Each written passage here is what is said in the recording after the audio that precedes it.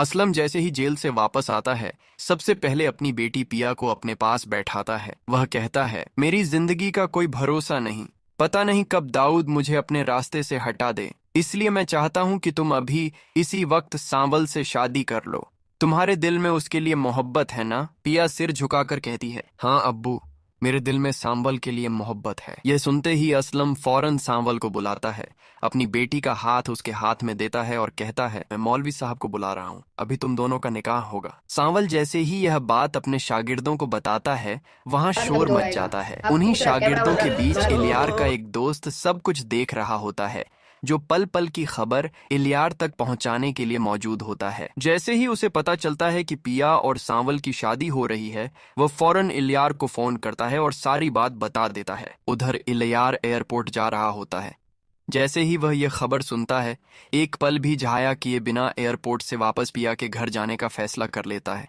उसका दोस्त घबराकर कहता है, जल्दी आओ, कहीं देर ना हो जाए। इलियार जब पिया के घर पहुंचता है तो सामने वही मंजर होता है जिसका उसे सबसे ज्यादा डर था। मौलवी साहब निकाह पढ़ाना शुरू कर चुके होते हैं। मौलवी साहब जब कबूल है पूछते हैं, उसी लम्हे पिया की नजर सामने खाली हाथों पर पड़ती है। वह चौंक कर खड़ी हो जाती है, घबरा जाती है। यह देखकर असलम फौरन घर का दरवाजा बंद कर देता है और पिया से कहता है, कुछ मत सोचो, बस हाँ कह दो। बाप की बात मानकर पिया सांबल से निकाह कर लेती है। दूसरी तरफ जब सेठ दाऊद को पता चलता है कि उसका बेटा एयरपोर्ट से वापस सीधे पिया के घर गया है, तो वह वजह मालूम करवाता है। जब उसे पता चलता है कि पिया ने सांवल से शादी कर ली है और इसी वजह से इलियार वहां गया था, तो वह फौरन अपने आदमियों को अपने बेटे की हिफाजत के लिए भेज देता है। लेकिन इलियार उस वक्त गहरे सदमे में होता है, खुद को संभाल नहीं पा रहा होता। बेटे की यह हालत देखकर सेठ दाऊद गुस्से में आ जाता है। वह गुस्से से कहता है, वो 2 टके की लड़की मेरे बेटे को यूं धोखा नहीं दे सकती। वह अपने आदमियों को हुक्म देता है, मुझे फौरन बदला चाहिए। या तो वो लड़की न रहे या उसे ऐसी सजा मिले कि वो सारी जिंदगी याद रखे। आज जो खुशी मना रहे हैं, उसी वक्त उनकी खुशी को गम में बदल दो। दाऊद के आदमी पिया के घर पहुंचते हैं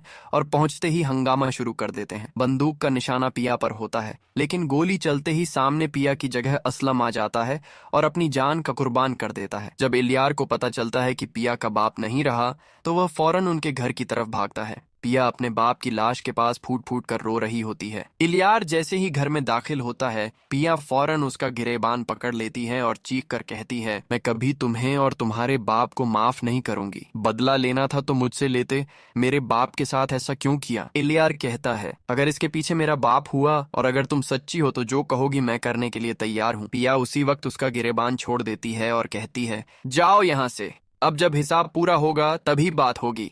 जिस तरह आज मेरे बाप को तुम्हारे बाप ने मुझसे छीना है, जिस दिन मैं तुमसे तुम्हारा बाप छीनूंगी, उसी दिन तुमसे बात करूंगी। इलियार खामोशी से पलटता है और सीधे अपने बाप के पास वापस चला जाता है।